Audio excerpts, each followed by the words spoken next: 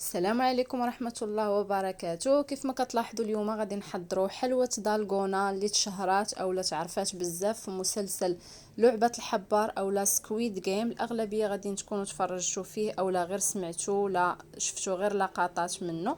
المهم خليكم معايا لاخر الفيديو باش تشوفوا المحاولات الفاشلة اللي درت باش نوصل لهاد النتيجة هذه. يلا نمشيو. بسم الله على بركة الله. اول حاجه غادي نحتاجو كل دائره ديال هاد دالغونا غادي نحتاجو ليها 2 المعالق كبار ديال السكر.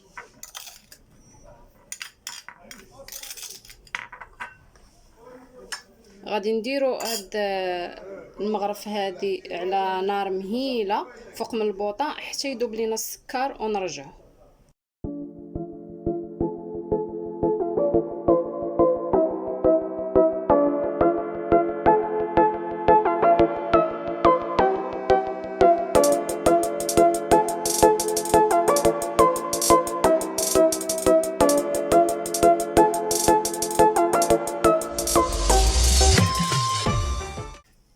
من بعد ما كيذوب لينا السكر تماما على هذا الشكل هذا كنضيفوا ليه راس معلقه ديال الخماره وكنحركوا مزيان وحنا هازين المغرفه على العافيه.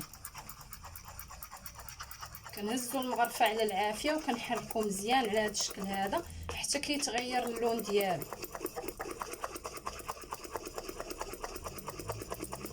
كنعاودوا نرجعوها شويه فوق من العافيه.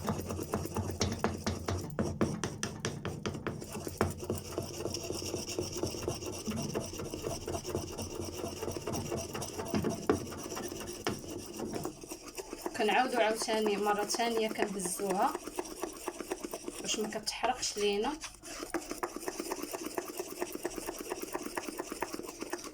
من بعد كنحيدوها ملي كتولي الشكل ديالها على هذا الشكل هذا وكتنفخ لينا واحد شويه كنحيدوها على العافيه وكنحطوها في سطح العمل.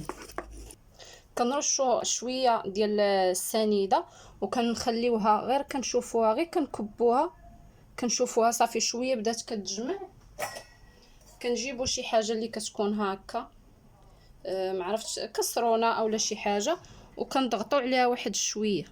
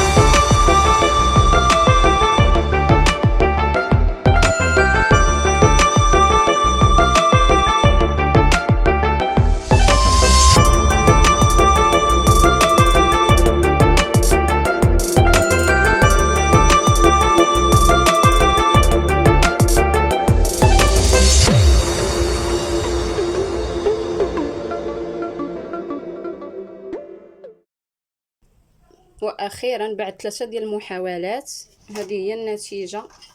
نتمنى الفيديو ديال اليوم يكون نال الاعجاب ديالكم. ما تنساوش تضغطوا على زر الاعجاب، والناس اللي اول مره غادا تزور القناه ديالي فضلا وليس امرا ضغطوا على زر الاشتراك وفعلوا الجرس باش يوصلكم كل جديد ان شاء الله. شكرا على المشاهده ومع السلامه.